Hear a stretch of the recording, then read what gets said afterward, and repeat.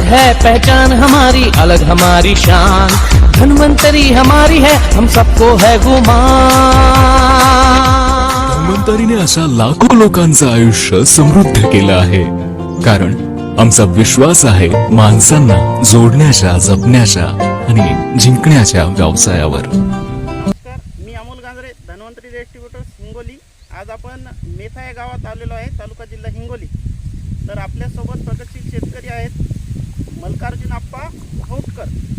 तर आपण त्यांच्या या हरभऱ्याच्या प्लॉटमध्ये आलेला आहे आणि आपण त्यांच्याकडून RPS वापरल्यानंतर त्यांना काय समाधान मिळालं हे त्यांच्याकडून आपण जाणून घेणार आहे. तर आप्पा आपल्याला त्याविषयी माहिती देतील, आपण त्यांना विचारू. नमस्कार. नमस्कार. तुमचं नाव आणि पत्ता सांगा. मल्कार्जुन तुळजाप्पा होटकर, राहणार मेथा, तालुका औंढा, जिल्हा हिंगोली. बरं, हे हरभऱ्याचं जे प्लॉट आहे किती एकराचा प्लॉट आहे हा? हे 2 एकराचा प्लॉट आहे. याच्यामध्ये जे हरभरा पेरणी झाली ही कोणत्या व्हेरायटीचा हरभरा आहे?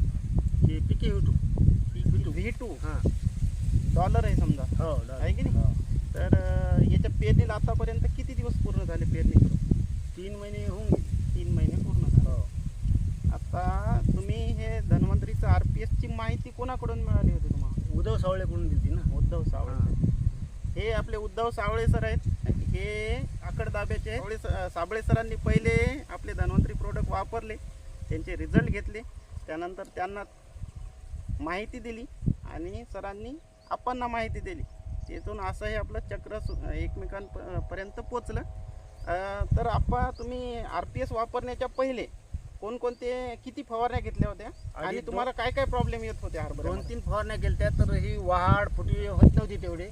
RPS वापरल्याच्या नंतर फुटवा वाढला, फुल वाढला आणि मालधारणा पण चांगली झाली. बरं, RPS वापरण्याच्या अगोदरीच्यात मरचं प्रमाण वगैरे काही होतं का?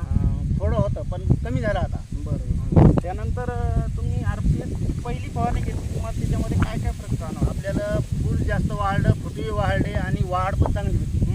आणि मालामध्ये दुसरी फवारणी घेतली त्याच्यानंतर तर माल तर भरपूरच दिसायला. तेव्हा आता माल आपण दाखवू शकतो. हो.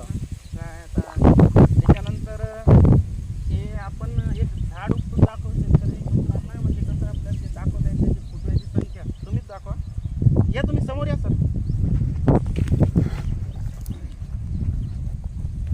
ही फाटी फुटव्याची संख्या किती केलेली हे पण बघू शकतो आपण. हे बघा, हे पांढऱ्या मुळाचा विकास पण बघा भरपूर प्रमाणात झालेला आहे. आणखीन पण मुळं वाढणं चालू आहे की नाही?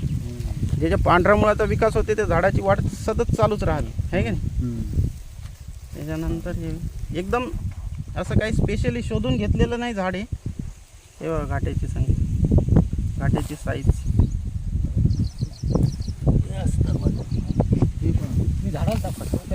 फुटायची गरज नाही. हे बघा, आता एक छोटं झाड आहे. सरासरी आता याला किती नाही म्हणलं तर 100+ घाटे, 100, 150, 200 पर्यंत घाटे हो ना, हो ना. आहे की नाही? आणि हे बघा, आता घाटा भरायला सुरुवात झालेली आहे.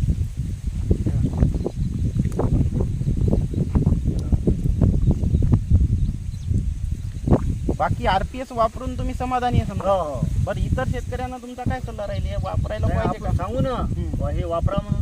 बरं, असा काही विषय असते का ऑर्गॅनिक औषधाचे रिझल्ट दिसत नाही? नाही, result number 1 आहे. RPS चे रिझल्ट किती दिवसामध्ये दिसले? 4 दिवसामध्ये रिझल्ट दिसला. 4 दिवसामध्ये रिझल्ट दिसला. बरं, बाकी ऑर्गॅनिक औषधाचा खर्चाविषयीचं जे भ्रम आहे शेतकऱ्यांचा की बा याचा खर्च भरपूर असते, याच्याविषयी काय म्हणणं आहे तुम्हाला? नाही, किती खर्च आला? ते जर औषध जर मारले तर ते लवकरच मारावं लागतात. ते जर मारलं तर 15-20 दिवस काम करते.